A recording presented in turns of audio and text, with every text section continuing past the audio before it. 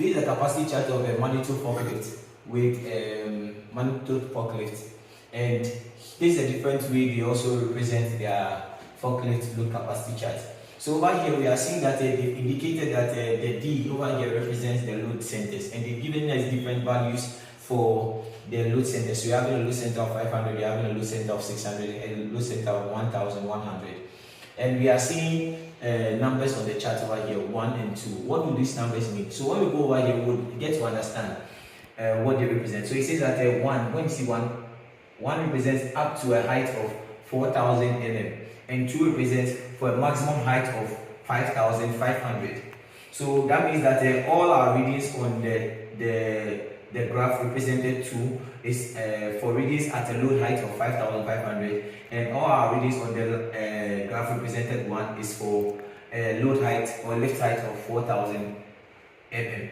So what capacities do we have here? So let's try to find our capacities, forklift load capacities.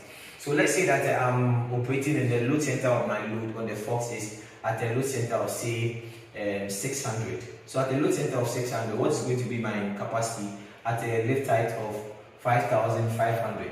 So at a height of 5,500, which is higher, so 600 at a height of 5,500. I come to the graph 2 because it says that 2 is for 5,500, and my capacity at that point is what? 3,800. So we see that over here, unlike the previous chart that we're having, where we're having our capacities on the vertical side of the axis, here we are having our capacities inside the chart. So basically, in reading your forklift load capacity chart, you just have to try to understand, find your key parameters, try to determine where your load centers are. Is it on the horizontal? Now, the 4 criteria I presented earlier are the usual ones that you can find, but it doesn't follow that procedure all the time. It doesn't follow that format all the time. Sometimes, that like what we've seen so far, from what I presented, normally you would expect your lift height to be on the vertical side.